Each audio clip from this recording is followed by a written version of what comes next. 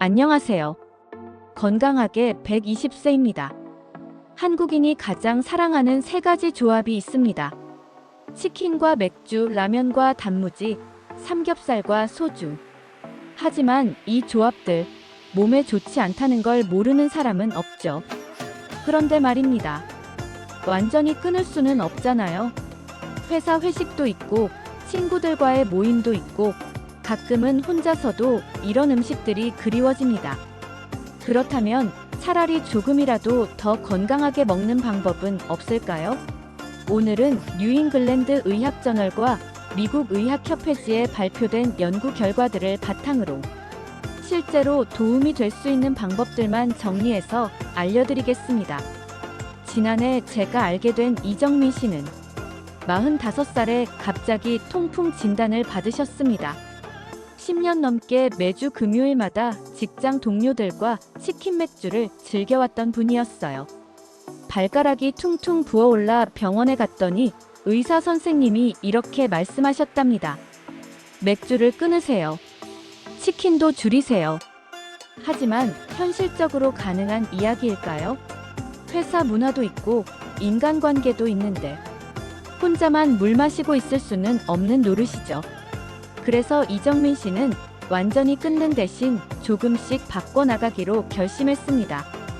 잠깐만요. 이 다음이 진짜 핵심입니다. 많은 분들이 여기서 포기해버리시거든요. 하지만 끝까지 보시면 생각보다 간단한 방법들이 있다는 걸 알게 될 겁니다. 먼저 치킨 맥주부터 살펴보겠습니다. 뉴잉글랜드 의학저널에 이런 연구가 발표되었습니다. 47,000명을 12년간 추적 관찰한 결과 저지방 유제품을 많이 섭취하는 사람들이 그렇지 않은 사람들보다 통풍 발병 위험이 현저히 낮았다고 합니다. 왜 그럴까요? 저지방 유제품에 들어있는 특정 단백질 성분이 요산을 소변으로 더 많이 배출시키는 것으로 추정된다고 연구진은 발표했습니다. 또 다른 연구도 있습니다. 미국 의학협회지에 발표된 대규모 코호트 연구에서는 칼륨이 풍부한 음식을 많이 먹는 사람들이 나트륨으로 인한 혈압 상승을 덜 경험한다는 결과가 나왔습니다. 이는 칼륨이 신장에서 나트륨 배출을 도와주기 때문인 것으로 분석되었습니다. 비타민 C에 대한 메타 분석 연구도 있습니다. 여러 연구를 종합한 결과 비타민 C 섭취가 많은 사람들이 혈중 요산 수치가 유의미하게 낮았다고 보고되었습니다. 물론 사람마다 체질과 상태가 다를 수 있고 개인차가 클 수 있습니다. 그럼 이제 구체적인 방법을 알려드리겠습니다. 치킨 맥주를 드실 때는 이렇게 해보세요. 첫 번째, 먹기 15분 전에 저지방 우유를 한 컵 마시는 겁니다. 200에서 250ml 정도면 충분합니다. 무지방이나 저지방 우유, 아니면 무가당 플레인 요거트 150g 정도를 드세요. 왜 15분 전일까요? 위에서 흡수되어 혈중으로 들어가는 시간을 고려한 겁니다. 마치 운동 전에 준비 운동을 하듯이 몸이 미리 준비할 수 있게 해주는 거죠. 두 번째, 치킨과 함께 넉넉한 양의 샐러드를 꼭 준비하세요. 양상추, 시금치, 토마토 등이 들어간 큰 그릇. 샐러드에 올리브 오일과 식초로 만든 드레싱을 뿌려 드시면 됩니다. 여기서 중요한 건 식초입니다. 식초는 식후 혈당에 도움이 된다는 연구 결과가 있어요. 그리고 치킨의 기름기와 칼로리를 섬유질로 희석시키는 효과도 기대할 수 있습니다. 세 번째, 맥주와 물을 번갈아 마시는 겁니다. 맥주 한 잔 마시면 물 한 잔. 이런 식으로요. 최소 300에서 500ml 정도의 물은 꼭 마셔야 합니다. 알코올 섭취 시에는 요산 배출을 위해서 충분한 수분이 필요하거든요. 네 번째, 치킨은 가능하면 튀김보다는 구이로 선택하세요. 오븐이나 에어프라이어로 구운 치킨이 있다면 그걸로 드시는 게 훨씬 좋습니다. 튀김의 경우 산화된 기름과 높은 칼로리가 문제가 될 수 있거든요. 다섯 번째, 식후 10분 이내에 비타민C가 풍부한 과일 한 개를 드세요. 오렌지 1개나 키위 1~2개 정도면 충분합니다. 통째로 드시는 게 좋아요. 주스로 만들면 당분 자체는 변화가 없지만 섬유질이 줄어들기 때문에 혈당 상승 속도가 통째로 먹을 때보다 더 빠릅니다. 6번째, 추가 선택사항으로 타트 체리 농축액을 고려해 볼 수 있습니다. 농축액 30ml를 물 200ml에 희석해서 드시면 됩니다. 체리와 관련된 연구에서는 체리를 섭취한 그룹이 48시간 내 통풍 발작 위험이 약 35% 낮았다는 관찰 결과가 있습니다. 하지만 당분이 있으니 과용은 금물이고 당뇨가 있으신 분들은 발량으로 시작하시거나 생체리 한 줌으로 대체하시는 게 좋습니다. 7번째, 식후에 무가당 블랙커피 한 잔을 드시는 것도 고려해 볼 만합니다. 여러 메타 분석과 코호트 연구에서 커피 섭취가 통풍 위험과 혈중 요산 수치와 역상관 관계를 보인다는 보고들이 있어요. 이는 카페인 자체보다는 클로로겐산 같은 폴리페놀 성분의 영향으로 추정됩니다. 밤이 늦다면 디카페인으로 선택하세요. 8번째, 마지막으로 레몬물도 도움이 될 수 있습니다. 레몬즙 30에서 60ml를 물 300ml에 희석해서 드시면 됩니다. 레몬의 구연산 성분이 소변을 알칼리화시켜서 요산 결정이 형성되는 걸 억제하는 데 도움을 줄 수 있다고 보고되었습니다. 다만 속쓰림이나 역류성 식도염이 있으신 분들은 주의하셔야 해요. 이제 라면과 단무지를 건강하게 먹는 방법을 알아보겠습니다. 이 조합의 가장 큰 문제는 무엇일까요? 바로 나트륨입니다. 라면 하나에 들어있는 나트륨만 해도 하루 권장량의 거의 절반에 육박하거든요. 여기에 단무지까지 더하면 나트륨 폭탄이 되는 거죠. 그럼 어떻게 해야 할까요? 첫 번째, 라면을 끓일 때 칼륨이 풍부한 채소를 듬뿍 넣으세요. 시금치, 청경채, 버섯, 미나리 같은 채소들을 한 줌씩 넣는 겁니다. 왜 칼륨일까요? 앞서 말씀드린 대로 칼륨은 신장에서 나트륨 배출을 도와주거든요. 마치 소금을 씻어내는 물과 같은 역할을 한다고 보시면 됩니다. 그래서 이어지는 내용에서 추천하는 식품들은 모두 칼륨이 풍부한 것들입니다. 두 번째, 국물은 절대 다 드시면 안 됩니다. 3분의 1만 드세요. 이것만 지켜도 나트륨 섭취량이 700에서 900mg 정도 줄어듭니다. 세계보건기구에서 권장하는 하루 나트륨 섭취량이 2000mg 이하인데 국물만 줄여도 절반 가까이 절약하는 셈이죠. 세 번째, 단무지 대신 구운 김이나 삶은 두부를 곁들여 보세요.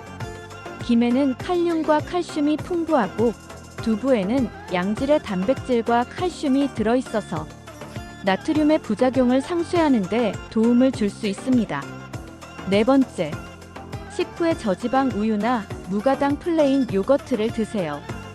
유제품의 칼슘이 나트륨이 혈압을 올리는 효과를 억제하는 데 도움을 준다는 연구 결과들이 있어요.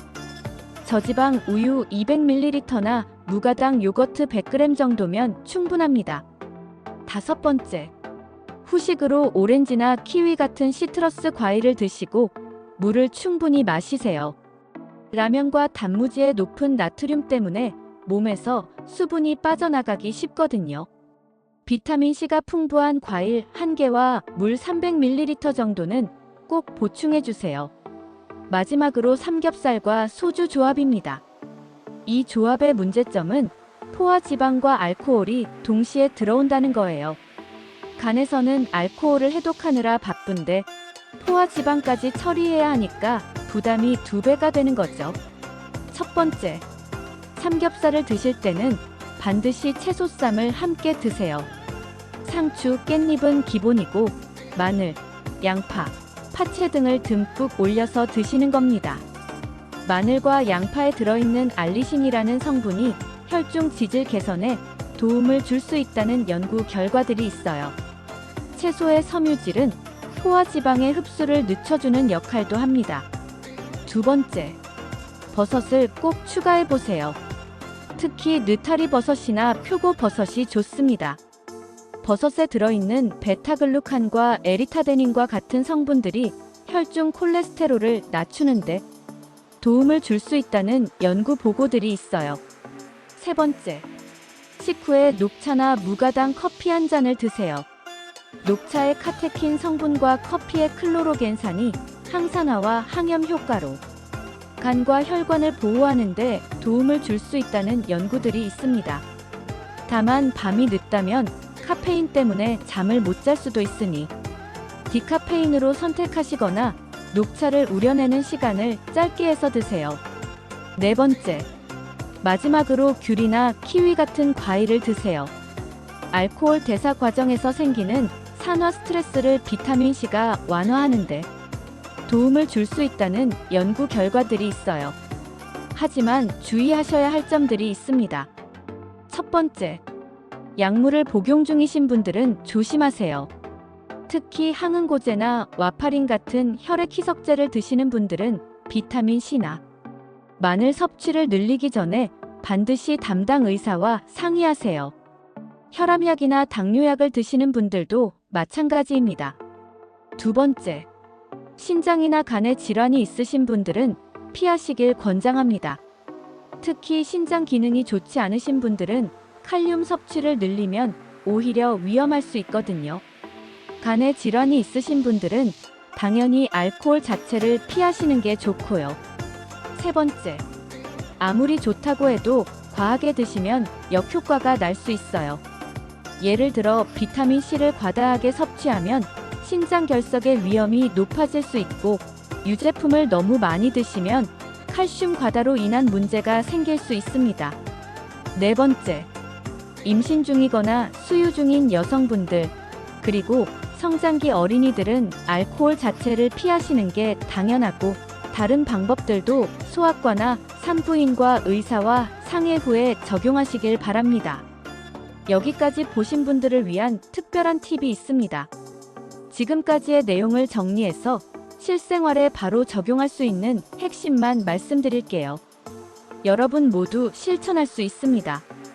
포기하지 마세요. 황금 10계명 요약. 자, 이제 핵심만 정리해 보겠습니다. 첫 번째, 저지방 우유를 미리 드세요. 이것만 해도 요산 배출에 도움이 될 수 있습니다. 두 번째, 충분한 양의 샐러드를 치킨과 함께 드세요. 기름기와 칼로리를 희석시키는 효과를 기대할 수 있어요. 세 번째, 비타민C 과일을 식후에 꼭 드세요. 오렌지나 키위 한 개면 충분합니다. 네 번째, 라면, 국물은 3분의 1만 드세요. 이것만 지켜도 나트륨을 크게 줄일 수 있습니다. 다섯 번째, 라면에는 칼륨이 풍부한 채소를 듬뿍 넣으세요. 시금치, 버섯, 미나리 같은 것들이 좋아요. 여섯 번째, 삼겹살에는 채소쌈을 꼭 곁들이세요. 마늘, 양파와 함께 드시면 더욱 좋습니다. 일곱 번째, 버섯류를 매번 추가해 보세요. 혈중 지질 개선에 도움을 줄 수 있다는 연구들이 있어요. 여덟 번째, 물과 술의 비율을 1대1로 맞춰보세요. 알코올 한 잔에 물 한 잔 이런 식으로요. 아홉 번째, 식후에는 녹차나 무가당 커피로 마무리하세요. 간을 보호하는 데에 도움을 줄 수 있습니다. 열 번째, 가장 중요한 건 꾸준함입니다.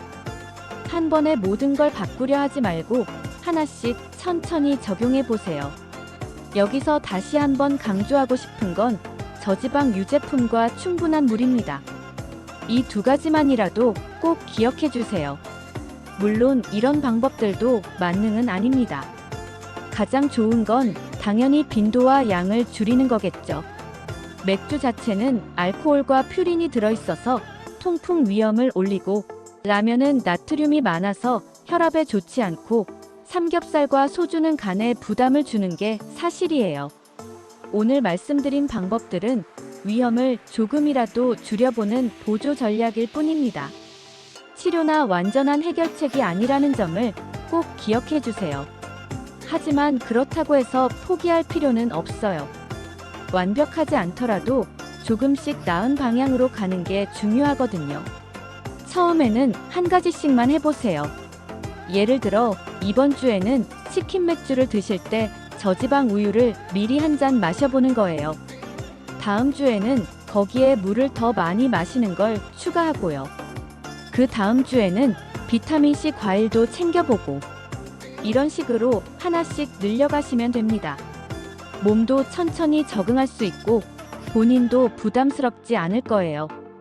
이 영상은 건강 정보를 제공하기 위한 목적이며 진단과 치료는 전문 의료진의 상담이 우선입니다.